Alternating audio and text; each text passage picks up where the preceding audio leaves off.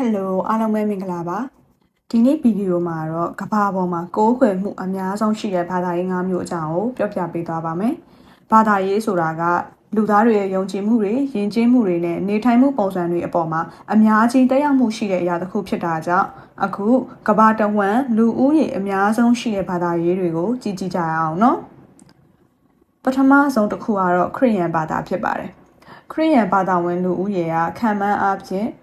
1.3ကနေပြီးတော့1.4ဘီလီယံအထိရှိပါတယ်။ခရစ်ယာန်ဘာသာမှာဆိုလို့ရှိရင် Jesus Christ ရဲ့သင်ကြားချက်တွေကိုအခြေခံပြီးတော့မှ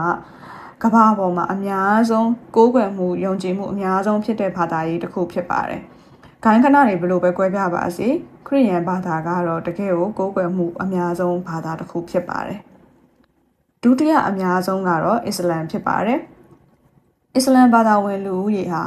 1.9ကနေ2ဘီလီယံအထိရှိပါတယ်။အစ္စလမ်ဘာသာမှာဆိုရင်တော့မိုဟာမက်ရဲ့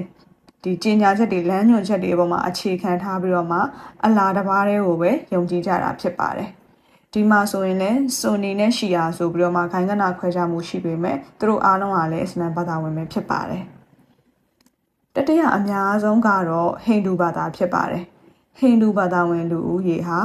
1.2ကနေပြီးတော့မှ1.3ဘီလီယံခန့်အထိရှိပါတယ်။အများစုကတော့ဒီအိန္ဒိယနိုင်ငံနဲ့နီပေါနိုင်ငံပေါ့နော်အဲ့ဒီနိုင်ငံနှစ်နိုင်ငံမှာတော့ကိုးကွယ်မှုအများဆုံးဖြစ်တယ်။ဟိန္ဒူဘာသာကရှေးအကြဆုံးဘာသာဖြစ်ပြီးတော့မှဒီဘာသာမှာဆိုဘုရားတွေအများကြီးရှိတယ်ပေါ့နော်။အဓိကအဖြစ်တော့သူကဒီ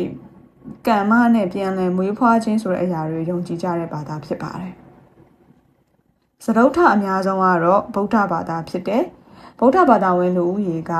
900ကနေ950မီလီယံခန့်ရှိပါတယ်။ဒီဘာသာမှာကျတော့ဂေါတမဗုဒ္ဓကနေပြီးတော့မှစတင်သင်ကြားခဲ့တဲ့တရားဒေသနာတွေကိုအာရှတိုက်အရှေ့ပိုင်းနဲ့အရှေ့တောင်အာရှနိုင်ငံတွေမှာပို့ပြီးတော့မှအကိုးကွယ်ကြတာတွေ့ရတယ်ပေါ့နော်။ဗုဒ္ဓဘာသာမှာကျတော့ဒီမေတ္တာရဲ့ဂရုဏာရဲ့ပြီးကိုယ့်ရဲ့စိတ်သက်တည်ကြည်တန်ရှင်းမှုတွေကိုပို့ပြီးတော့မှအလေးထားပြီးတော့သင်ကြားကြတာဖြစ်ပါတယ်။နောက်ဆုံးပြစ္စမအများဆုံးကတော့ Sikh ဘာသာဖြစ်ပါတယ်။ Sikh ဘာသာဝင်လူဦးရေက25နေပြီးတော့မှ30မီလီယံခန့်ရှိပါတယ်။ဒီဘာသာမှာဆိုရင်ကြတော့ဒီအိန္ဒိယနိုင်ငံပန်ဂျပ်ဒေသမှာစတင်ခဲ့တဲ့အရာဖြစ်ပြီးတော့မှသူတို့စီမှာဘုရားသခင်တစ်ပါးရှိပါတယ်။ဒီ Sikh ဘာသာဝင်တွေကဒီတတိရှိမှုတွေတရားမျှတမှုတွေနဲ့လူသားချင်းချင်းတန်းတူညီမျှမှုကိုအလေးထားကြတာရှိပါတယ်။ဒီနေရာမှာပြစ္စမအများဆုံးက Sikh ဘာသာဆိုပေမဲ့ပေါ့နော်။ဒီ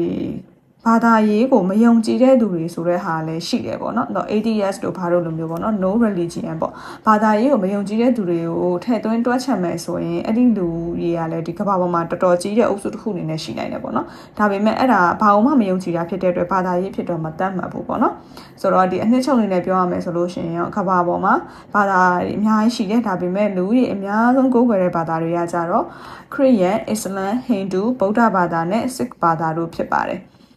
ကျမတို့ဒီလူရဲလို့ဖြစ်လာပြီဆိုရင်မတူညီတဲ့ယုံကြည်ချက်တွေရှိကြတယ်ပေါ့နော်ဒါပေမဲ့ကျမတို့အချင်းချင်းပြန်လည်လေးစားမှုတွေမေတ္တာတရားထားဖို့တွေငြိမ်းချမ်းရေးကိုအခြေခံထားတယ်ဆိုတဲ့တူညီချက်တွေအများကြီးရှိပါတယ်ဒါကြောင့်မို့လို့သူကဘယ်ဘာသာကိုးကွယ်ငါဘယ်ဘာသာကိုးကွယ်ဆိုတာထက်ငါတို့ကဘယ်လောက်ထိလူတွေပေါ်မေတ္တာမှုထားလဲဘယ်လောက်ထိလေးစားပြီးနိုင်လဲငြိမ်းချမ်းရေးကိုဘယ်လောက်ထိအလေးထားလဲဆိုတဲ့ဟာတွေပေါ်မှာကျမတို့က